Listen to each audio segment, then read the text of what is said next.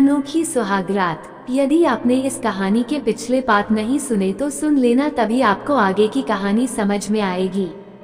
जब निशा और राजीव एक ही कमरे और एक ही बेड पर होकर भी एक नहीं हो पा रहे थे तो राजीव और निशा का चिड़चिड़ापन बढ़ता जा रहा था।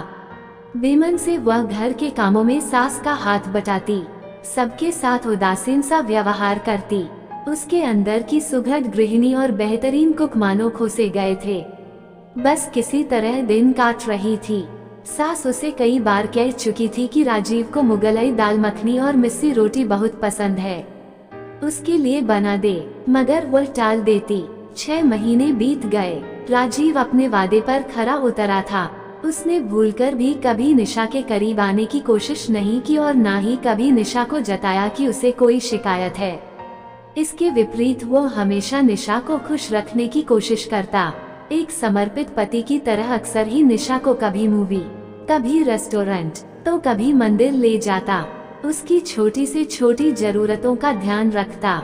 इन्हीं दिनों उषा ने एक बेटे को जन्म दिया। उषा की सास की तबीयत इन दिनों कुछ ठीक नहीं थी। जच्चा बच्चा के साथ साथ घर की समुचित देखरेख करने का सवाल भी सामने खड़ा हो गया। इस स्थिति का जैसे ही निशा को पता चला, उसने 10 से 15 दिन उषा के घर रहकर उसकी गृहस्थी में हाथ बटाने का प्रस्ताव रखा। राजीव और उसकी मम्मी ने भी सहर्ष स्वीकृति दे दी। निशा उषा के घर चली गई। उन्हीं दिनों रामनिवास का अपने भाइयों के साथ चल रहा बंटवारे का मुकदमा जिरह की स्टेज पर आ गया। यदि रामनिवास मुकदमा जीत जाते तो लगभग 15 करोड़ की संपत्ति उनके हिस्से में आ जाती। दोनों बाप बेटे रोज कचहरी जाते, घंटों वकीलों संग माथा मारते। आखिरकार जिरह पूरी हुई। 3 दिन बाद फैसला सुनाने की तिथि निश्चित की गई।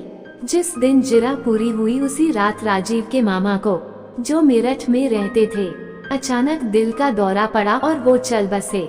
रामनिवास और उनकी पत्नी को मेरठ जाना पड़ गया, जहां 1 हफ्ता लग जाना मामूली बात थी। निशा अपनी बहन के घर और माता पिता मेरठ। राजीव घर में अकेला रह गया। उधर निशा ने उषा की गृहस्थी बखूबी संभाल ली। उसने बड़ी लगन से उषा और उसकी सास की समुचित देखभाल की, घर का ध्यान रखा। यहाँ रहने के दौरान अजय के शानदार व्यक्तित्व का जादू और इनकी शानो शौकत उषा के सर चढ़कर बोलने लगी थी। वो अक्सर अपनी ससुराल और उषा के ससुराल की तुलना किया करती, राजीव और अजय की तुलना किया करती और मन ही मन अपनी किस्मत पर कुढ़ती रहती। घर के कामों के अलावा जब भी समय मिलता वह और अजय खूब हंसी मजाक किया करते, ताश खेला करते, टीवी देखते। उसे यहाँ आए 5वां दिन था। निशा ने सबको खाना खिलाया। उषा और उसकी सास को अलग अलग आहार बना कर दिया, दवाइयाँ दी। सारा काम निपटाकर अपने कमरे में, जो कि उषा के बेडरूम के बगल में था, सोने चली गई। पलंग पर लेटते ही उसे नींद आ गई। थोड़ी देर बाद अचानक उसे अपने बदन पर किसी के स्पर्श का एहसास हुआ तो उसकी नींद खुल गई। कमरे में जलते हुए नाइट बल्ब मध्यम रोशनी में उसने देखा कि अजय उसके बगल में बैठा है और उसके हाथ में उसके जिस्म पर नैतिकता की सीमा लांघकर फिर रहे है। वो बुरी तरह चौंक कर उठ बैठी। उसकी जुबान को ताला सा लग गया। कुछ समझ नहीं पा रही थी कि क्या बोले। उसकी चुप्पी का अजय ने कुछ और ही मतलब समझा। उसका हौसला और बढ़ गया। उसने निशा के चेहरे को बाहों के घेरे में लेकर उसके होठों को चूमने की कोशिश की और कान में फुसफुसाया, आई लव यू निशा, आओ इस रात को हसीन बना दें। अजय के कुत्सित इरादों को भांपते ही निशा जैसे सकते की हालत से बाहर निकली।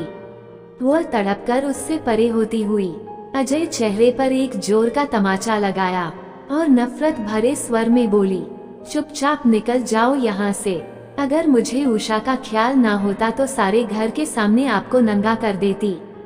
Get out. जिल्लत और शर्म से भरकर अजय चुपचाप कमरे से बाहर निकल गया। आगे की कहानी सुनने के लिए सुनने रहिए सुहागरात, एक अनोखी कहानी, सिर्फ और सिर्फ MK स्टोरी वॉइस चैनल पर। और यदि अभी तक आपने अपने इस चैनल को सब्सक्राइब कर लेता है, नई नई कहानियाँ आप सबसे पहले देख सके। चलिए मिलते हैं आगे अगले पार्ट में। धन्यवाद।